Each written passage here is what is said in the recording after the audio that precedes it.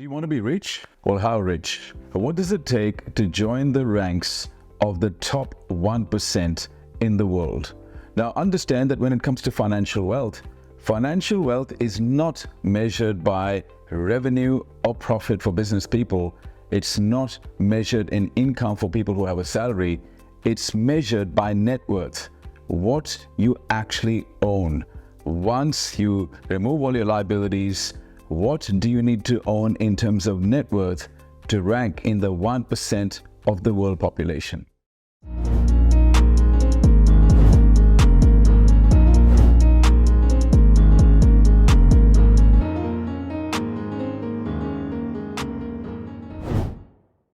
Now, the interesting thing is it's all relative. It depends on where you live.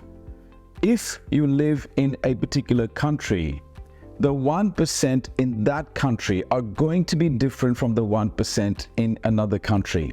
And Frank Knight produced an annual report in which they talk about what it takes to be in the 1% of the wealthiest people, depending on where you live. So let's start with Monaco, one of the richest places in the world, with 30% of their population are millionaires. Now, if you live in Monaco, your net worth needs to be 12.9 million USD in order for you to rank in the top 1%. Monaco is a place that attracts a lot of billionaires and millionaires, and the average net worth of the 1%ers who reside in Monaco is just under $13 million. That's what it takes to be the 1% if you live in Monaco.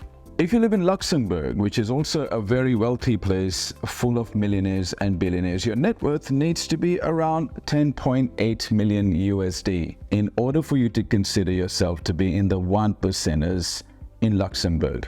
Now, if you're in Switzerland, you will need a net worth of $8.5 million to rank in the 1%.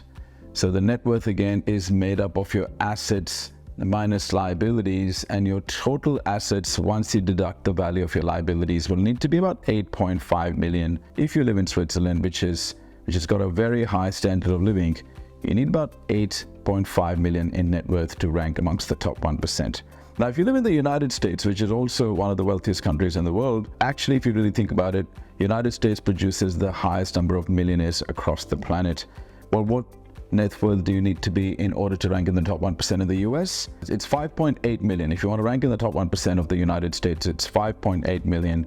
But the next after the United States, which also has a lot of wealthy people, is Singapore. And that's where you need to have a net worth of 5.2 million to rank amongst the top 1%. Now, if you're in Sweden, you need to have a net worth of 4.8 million to be in the 1%. And if you live in Australia, which is where I live, you need to have a net worth of 4.7 million in order to be in the top 1%. If you live in New Zealand, it's about 4.6 million, which is very similar to the net worth required to be in the top 1% in Australia.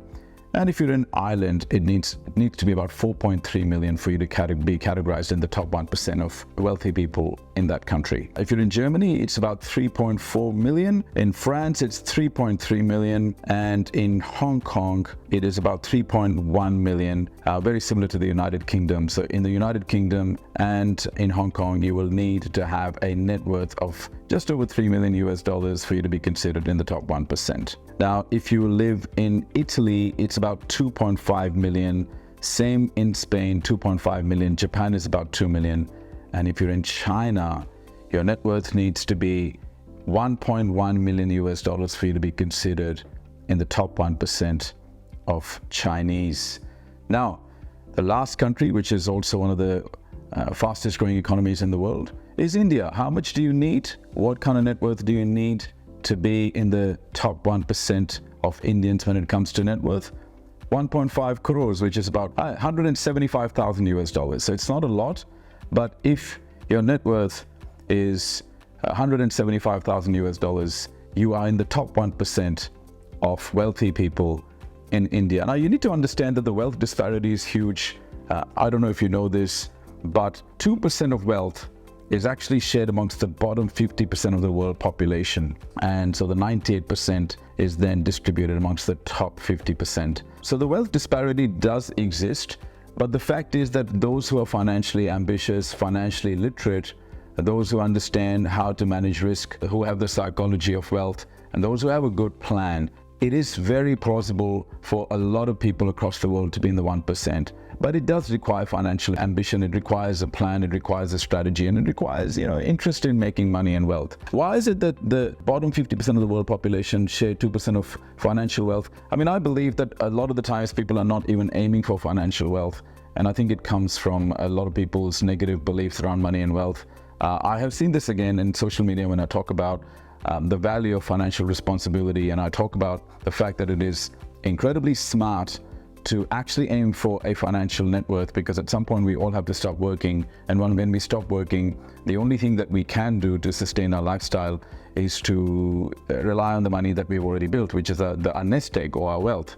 And it's interesting how many comments I get from people saying, oh, wealth is not everything, wealth is not that important, you can't be happy without money. And I don't know why people feel the need to say that, but there is definitely a case for the fact that a lot of people do not value wealth. They see wealth as something negative. And simply, even if there are a lot of people who actually have the ambition to create wealth, but they don't have a plan, or they don't have financial literacy, and they don't know how to manage risk. So overall, when you look at this issue, there is a big problem out there in the world, but it's good to know that to be in the top 1% of the world, it doesn't take a lot. And some people think you have to be a billionaire to be in the top 1%. You really don't. That's all it takes, depending on the country you live in.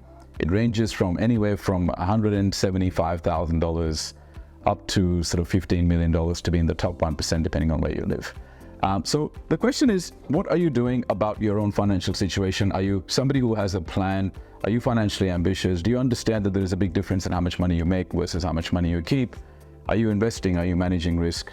And is it a goal of yours to be in the top 1% of the country that you live in?